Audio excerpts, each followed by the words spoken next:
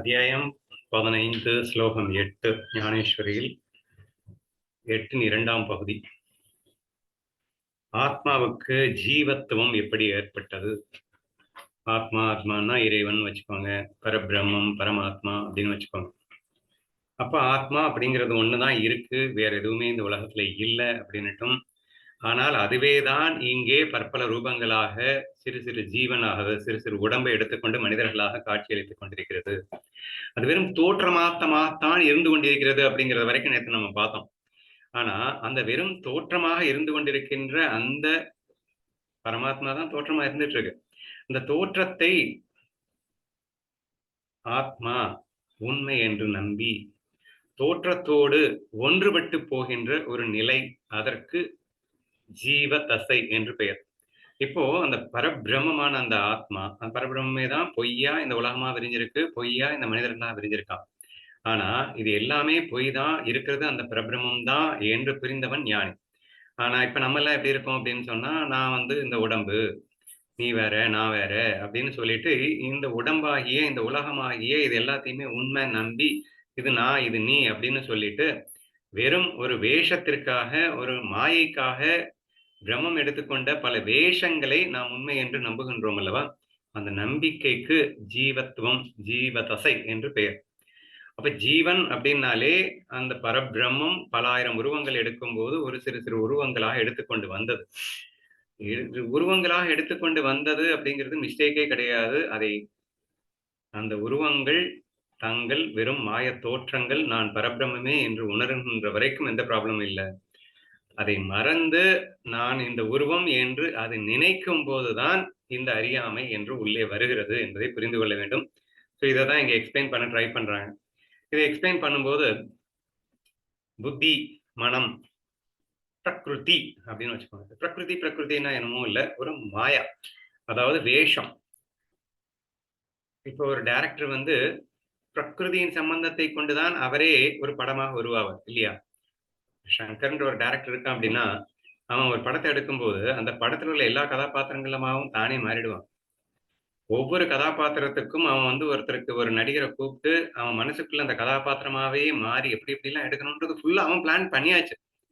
அதை வந்து ஒவ்வொரு நடிகருக்கும் அவன் எக்ஸ்பிளைன் பண்ணி தான் நடிக்க வச்சிருக்கான். அப்போ டோட்டலா அந்த நடிகர்கள் எல்லாம் உண்மையில் சங்கர் தான். சங்கருடைய ரெஃப்ளெக்ஷன் தான் அவங்கெல்லாம்.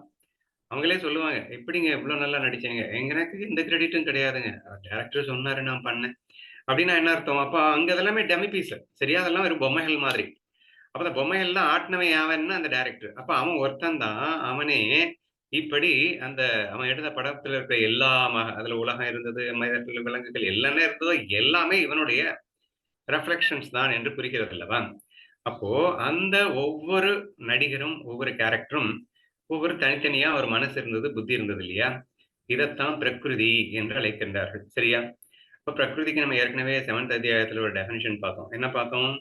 பஞ்சபூதங்கள், மனம், புத்தி, அகங்காரம் இவைகள் சேர்ந்தது 8 வித பிரகிருதி அப்படின்னு பார்த்தோம்.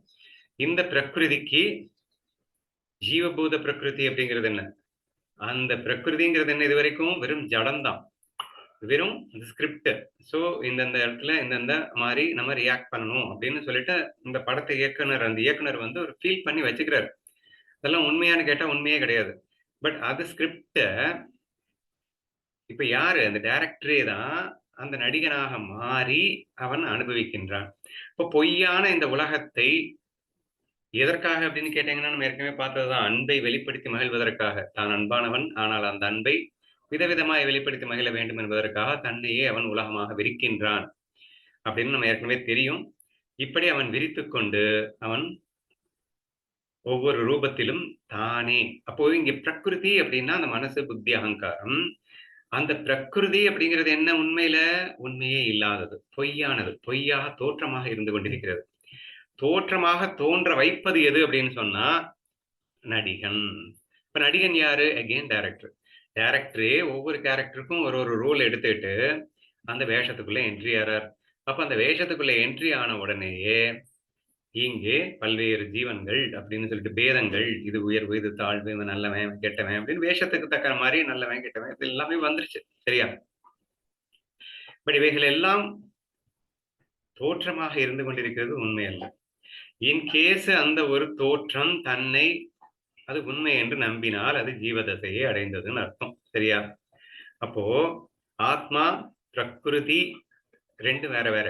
ஆத்மா தூயது, அப்பழுக்கற்றது, பரிசுத்தமானது. அதுவே உலகமாக விரிந்து விளையாட வேண்டும் என்பதற்காக பிரகிருதி சம்பந்தத்தை எடுத்துக்கொள்கிறது. பிரகிருத்தினா சினிமான்னு கூட வச்சுக்கோங்க. சினிமாவின் சம்பந்தத்தை, கற்பனையின் சம்பந்தத்தை எடுத்துக்கொள்கிறது. கற்பனை அப்படிங்கிறது, ஆத்மா அப்படிங்கிறது வேற. கற்பனையில எல்லா இம்பியூரிட்டிஸ் இருக்கும். ஏன்னா அது சும்மா நாச்சுக்கும் ஃபன்னுக்காக, அன்பை வெளிப்படுத்தி மகிழ்வதற்காக அங்கே ஏற்றத்தாழ்வுகள், நன்மைகள், தீமைகள், வெற்றி, தோல்வி, மானம், அவமானம், புகழ், இகழ் அப்படின்னு சொல்லிட்டு எல்லா ரெட்டைகள் எல்லாமே இருக்கும். டுவாலிட்டிஸ் எங்க இருக்கும்னா அந்த சினிமால இருக்கும். பட் யார் அதை பெர்ஃபார்ம் பண்றாங்கன்னா ஒரே டைரக்டர் தான் பெர்ஃபார்ம் பண்றான். அப்போ தன்னுடைய ஒன்றுபட்ட தன்மைக்கு எந்த விதமான டிஸ்டர்பன்ஸும் இல்லாமலே அவன் இரண்டாக மாறி அவன் தன்னில் தான் விளையாடி மகிழ்கின்றான். இதுதான் வந்து ஹையஸ்ட் நாலேஜ். ஓகேவா? இதே நம்ம கிருஷ்ணா ஃபீல்ட்ல என்ன சொல்லிட்டோம் அப்படின்னா, கண்ணன் ஒருவனே, அவனே பல்வேறு வேஷம் போட்டு கொண்டு வந்து எல்லோரிடம் எல்லா தன்னில் தானே விளையாடி மகிழ்கின்றான் அப்படிங்கிற மாதிரி நம்ம சொன்னோம். சரி, இப்போ இந்த ஜீவதசை ஏன் வந்தது அப்படின்னு கேட்டா, அந்த மனம் புத்தி அகங்காரத்தோடு இந்த ஆத்மா ஒன்றுபட்டு விட்டார். அப்படின்னா என்ன அர்த்தம்? அது நடிகன் வந்து அந்த கேரக்டராவே மாறிட்டான்னு அர்த்தம். நடிகன் தான் நடிகன் அல்ல, அந்த வேஷம் போட்டு அந்த வேஷமே நானும் நினைச்சிட்டா எப்படியோ அப்படின்னு வச்சுக்கோங்களேன். அப்போ ஆத்மாதான் அந்த வேஷத்தை எடுத்தது. எல்லாமே பொய் வேஷங்கள். இந்த ஜீவன்கள் எல்லாமே நல்லவன் கெட்டவன் இது எல்லாமே சும்மா நாதுக்கும் பொய்யாக இருக்கக்கூடிய வேஷங்கள். வேஷங்கள் எடுத்தது எது? ஆத்மா. ஆத்மா வேஷத்தை எடுத்துட்டு, ஆனா நான் ஆத்மா என்பதை மறந்து வேஷமே நான் அப்படின்னு நினைச்சுக்கிச்சு அப்படின்னு சொன்னா ஜீவதசை என்ற அர்த்தம். சரியா? இது வரைக்கும் போதும். இப்போ நான் படிச்சா உங்களுக்கு புரியும் நம்புறேன். ஆத்மா அதிபரிசுத்தமாக இருந்து கொண்டு பிரகிருதியோடு ஒன்றுபட்டிருக்கையும் அதன் தர்மத்தையும் அதிகாரத்தையும் தன்மேல் ஏற்றிக்கொள்கிறது. ஆக்சுவலா ஆத்மா பரிசுத்தமானது. சரியா? அதிபரிசுத்தமாக இருந்து கொண்டு பிரகிருதியின் தர்மத்தை தன்மேல் ஏற்றிக்கொள்கிறது. ஆத்மா பரிசுத்தமானது. ஓகே, பிரகிருதியின் தர்மம் என்ன? பிரகிருதியில பரிசுத்தம் இருக்காது. ஏன்னா ஒரு விளையாட்டுல வந்து எதிரின்னு இருக்கணும், நல்லவன் இருக்கணும், கெட்டவன் இருக்கணும், சும்மா நாத்துக்கும் வேஷத்துக்காக எல்லாமே இருக்கணும். லூசு பையா இருக்கணும், அறிவாளி இருக்கணும். ஸோ இந்த பேதங்கள், டிஃபரன்சஸ் எல்லாமே இருக்கணும். அப்போ impurities will be bound to be there. எதுல அப்படின்னா ஆத்மா, ஐ மீன் பிரகிருதியில. ஆனா அந்த பிரகிருதியுடைய தர்மம் உயர்வு, தாழ்வு, நல்லவன், கெட்டவன், இந்த டுவாலிட்டி எல்லாம் பிரகிருதியினுடைய தர்மம். ஆத்மா அப்பழுக்கற்றது, தூயது, ஒன்றேயானது. அந்த ஒன்றேயான ஆத்மாதான் இப்போ இந்த பிரகிருதியா மாயையா இருக்கு. இது இது அதுவா இருக்கு. இது பொய்யா அதுவா இருக்கு. இந்த உண்மை இருந்தா பிரச்சனை இல்லை. இது பொய்யா அதுவா இருக்கும் போது அந்த பொய்யாக இருக்கின்ற அதுவே நான் இது நினைச்சிருச்சு அப்படின்னா அங்க அவுட். சரியா? இப்ப புரியுதான்னு பாருங்க. பிரகிருதியோடு ஒன்றுபட்டிருக்கையும் அந்த தர்மத்தையும் அதிகாரம் அனைத்தையும் தன்மேல் ஏற்றிக்கொள்கிறது. அப்படின்னா பிரகிருதியில் இருக்கக்கூடிய டுவாலிட்டிஸ், லைக்ஸ், டிஸ்லைக்ஸ், உயர்ந்தவன், தாழ்வன், நல்லவன், கெட்டவன், இது எல்லாமே ஆத்மா தன்மேல் ஏற்றிக்கொள்கிறது. ஆத்மா நல்லவனும் கிடையாது, கெட்டவனும் கிடையாது, உயர்ந்தவனும் கிடையாது, தாழ்ந்தவனும் கிடையாது. ஏன்னா ஆத்மா எப்போதும் அப்பழுக்கற்றது, தூயது, பரிசுத்தமானது, ஒன்றேயானது, உயர்வு தாழ்வு அற்றது, மேல் கீழ் அற்றது. எதுவுமே வந்து இப்படி அப்படின்னு சொல்ல முடியாத ஒரு விஷயமாகத்தான் ஆத்மாவை நம்ம வர்ணித்துக் கொண்டிருக்கிறோம். பட் அது மாயைக்காகத்தான் அது வந்து இப்படி நல்லவன் கெட்டவன் அப்படிங்கிற வேஷத்தை அது எடுத்துக்கிறது. சரியா?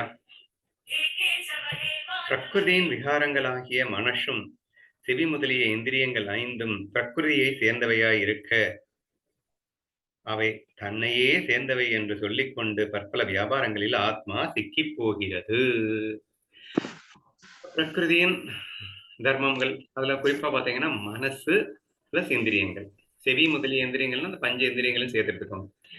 மனசு, இந்திரியங்கள், இந்த இது டோட்டலி பிரகிருதியினுடைய தர்மம்.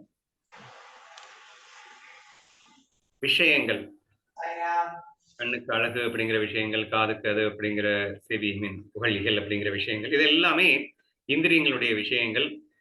இந்த மனசு அப்படிங்கிறதும் இந்த இந்திரியங்களும் முழுக்க முழுக்க பிரகிருதி தர்மங்களாக இருக்க, ஆனால் இந்த பிரகிருதி தர்மத்தை ஆத்மா நான் என்று நினைக்கிறது.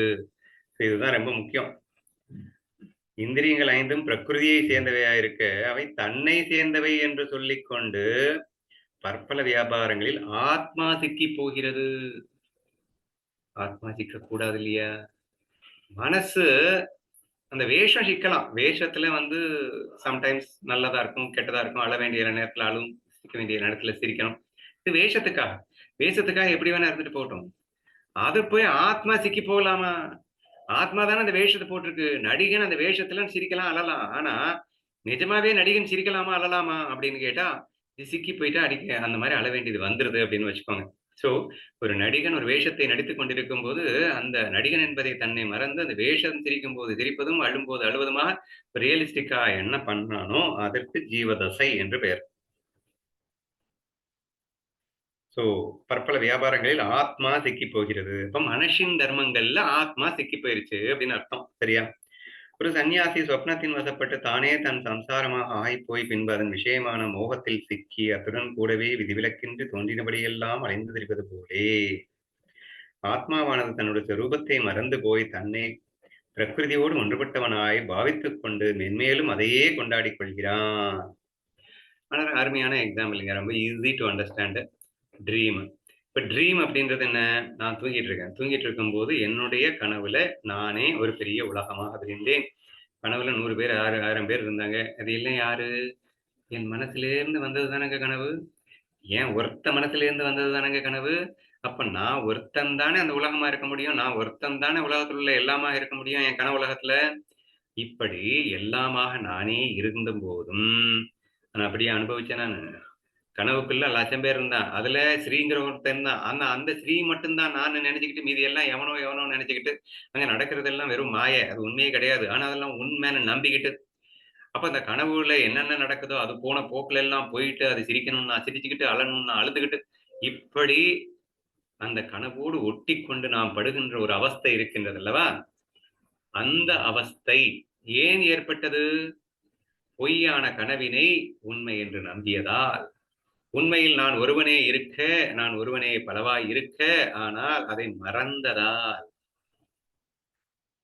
மறந்ததன் விளைவு ஆட்டோமேட்டிக்கா இந்த கனவில் நாம் சிக்கிப் போய் நாம் கஷ்டப்பட்டது போலதான்.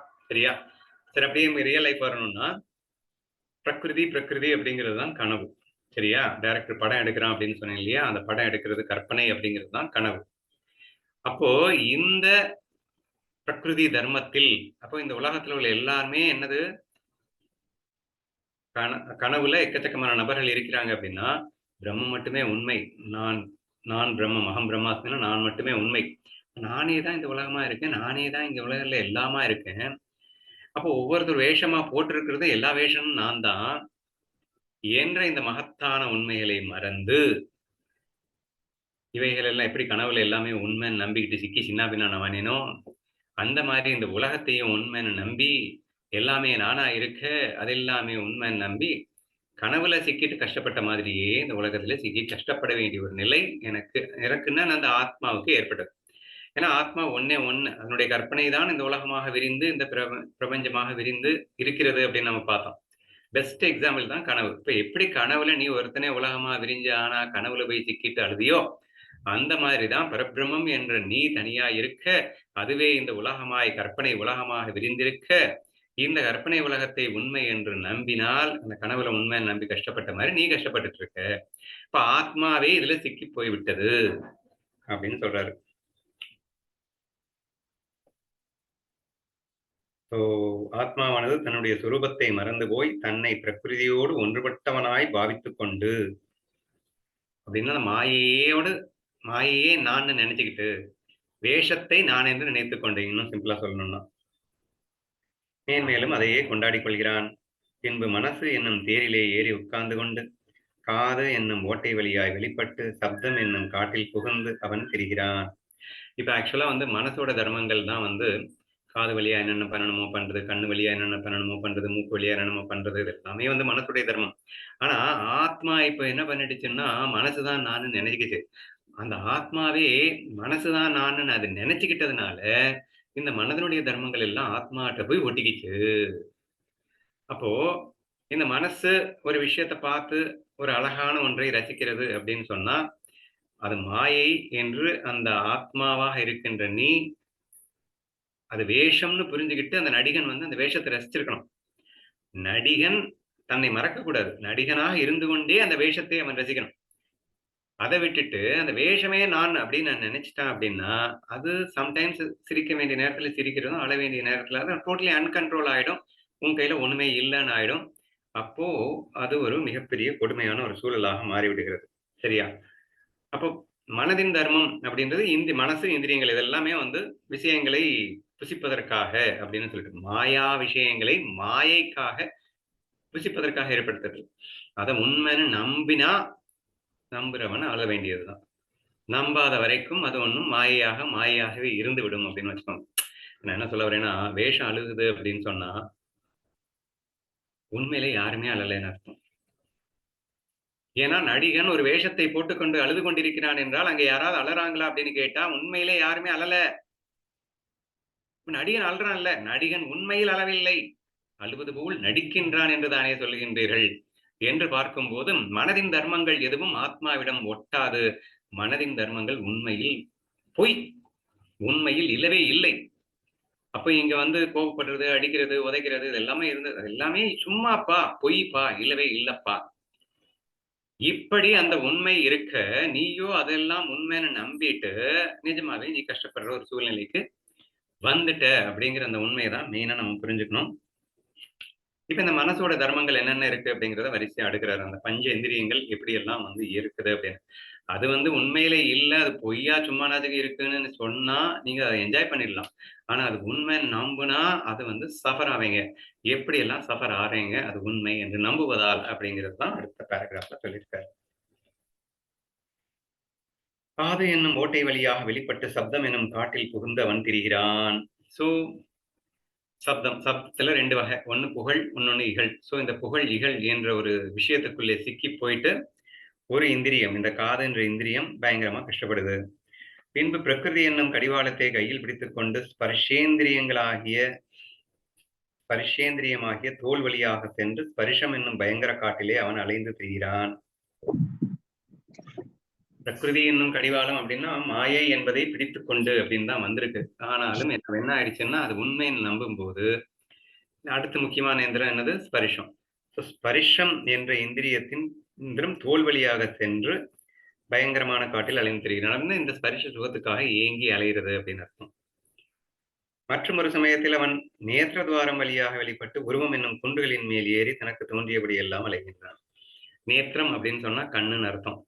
அடுத்து கண் இந்திரியங்களின் வழியாக என்னென்னலாம் பார்க்கணும், அழகழகான உருவங்களை பார்க்கணும் அப்படிங்கிற கண்ணும் விரிபிடித்து அலைந்து கொண்டிருக்கிறது. அதுக்கு அசிங்கமா பார்த்தா பிடிக்காது. ரொம்ப ரொம்ப அழகா இப்படி இருக்கணும், அப்படி இருக்கணும்னு சொல்லிட்டு அந்த கண் ஒரு விஷயமா அலைந்து திரிந்து கொண்டிருக்கிறது. திரும்பவும் ஹே வீரா, அவன் நாக்கின் வழியாக வெளிப்பட்டு ரசம் என்னும் குகையை நிரப்பிக் கொண்டிருப்பதையே தன் வேலையாக ஏற்படுத்திக் கொள்கிறான். சொல்லவே வேணாம். நாக்குன்ற இந்திரியம் என்ன பாடுபடுது அப்படின்னு. ஓகே, இந்த நாக்குங்கிற இந்திரியம் ஒரு சுவையை வேண்டும் என்று அலைவதும், பின்பு அதை கண்டதும் பயங்கரமாக பூரிப்பதும், ஒரு சுவையை கண்டு வெறுப்பதும். ஸோ ஆல் தீஸ் திங்ஸ் இந்த நாக்கோட இந்திரியங்கள் செய்கின்ற இந்த வேலை இருந்தா தப்பில்ல. ஒரு நடிகன் வேஷத்தை போட்டுக்கொண்டு ஒரு ஒன்ன சாப்பிட்டுட்டு சூப்பர்பு அப்படின்னு சொன்னாலோ, ஒன்ன சாப்பிட்டு ஐயைய ச்சீ நல்லா இல்லைன்னு சொன்னாலோ, இதெல்லாம் அந்த வேஷத்துடைய தர்மம். பிரகிருதியினுடைய தர்மம்னா என்ன? வேஷத்துடைய தர்மம். அது வேஷத்தினுடைய தர்மமாக இருக்க, அதை உண்மை என்று நீ போய் அதுல ஒட்டிக்கிட்ட அப்படின்னா, அது சிரிக்கும்போது நீ சிரிக்கிறதும், அது அழும்போது நீ அழுறதுமாக மாட்டிக்கொள்கிறாய். அப்ப ரசேந்திரியங்கள் அப்படிங்கிறது, அது இந்திரியத்துடைய தர்மம், பிரகிருதியோட தர்மம். அது உன்னோட தர்மம் கிடையாது. நீ ஏன் ஆத்மாவாக அதை அனுபவிப்பதற்காக நடிகனாக இருந்து கொண்டு அனைத்தையும் மாயை என்று புரிந்து கொண்டு அனுபவிப்பதற்காக இருப்பவன் நீ.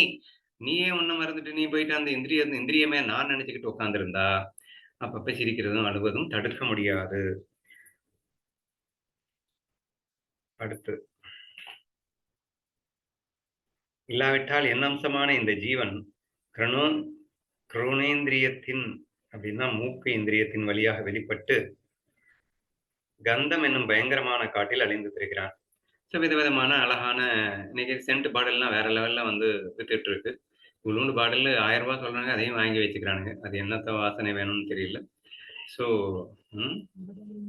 50,000 கூட இருக்காமா சென்ட். ஸோ இப்படி இந்த மூக்கு துவாரம் வந்து ஏதோ வாசனையை தேடி அலையுது. அது ஒரு காட்டுல புகுந்துகிட்டு வாசனைக்காக அலைஞ்சுகிட்டு இருக்கு அப்படின்னு சொல்லியிருக்கார். இவ்வாறெல்லாம் ஜீவன், தேகம், இந்திரியங்களாகிய இவற்றின் அதிபத்தியத்தை வகித்து மனத்தை தனக்கு சமீபத்தில் இருத்தி வைத்துக் கொண்டு சப்தம் முதலிய விஷய கூட்டங்களை புசித்து வருகின்றான். அப்ப ஜீவன்கிறது என்னது? ஆக்சுவலா ஆத்மா. ஆனா ஆத்மா கடைசியில மனசே நானு, புத்தியே நானு, இந்திரியங்களே நானு அப்படின்னு நினைச்சுக்கிட்டு, இது எல்லாத்தையும் கூட வச்சுக்கிட்டு, சும்மா புகுந்து ஆடி எல்லாத்தையும் போக்தா, அதாவது அனுபவித்து தீர்த்து கொண்டிருக்கிறது. அந்த அனுபவம் நல்லாவா இருக்கும்? அந்த அனுபவம் அப்பப்ப ஏதோ மின்னல் வெடிச்ச மாரி நல்லா இருக்கிற மாரி இருக்கும். அப்புறம் உட்கார்ந்து அழ வச்சுக்கிட்டு இருக்கும். நீ வந்து அந்த பிரகிருதி இந்த கனவுல வர்ற அந்த நிகழ்ச்சியோட நிகழ்ச்சியா நீ வந்து அல்லோல கல்லோலப்பட்ட மாதிரி, நீ இங்க வந்து கஷ்டப்பட வேண்டிய ஒரு சூழல் தான் ஏற்படும். இதுக்கு காரணம் அந்த மகத்தான உண்மையை மறந்து வேஷத்தோடு அந்த நடிகன் சிக்கிப் போவது போல் ஆத்மா தானே இந்த பிரபஞ்சமாய் விரிந்திருக்க பிரபஞ்சத்தை பிரபஞ்சத்தை உண்மை என்று நம்பி உண்மையான அந்த ஆத்மஸ்வரூபத்தை அது மறந்தது தான் ஜீவதசை ஏற்பட்டதற்கு காரணம் என்பதை நாம் தெளிவாக புரிந்து கொள்ள வேண்டும். இதோட ஸ்லோகம் முடியுது. Next sloka we will see tomorrow.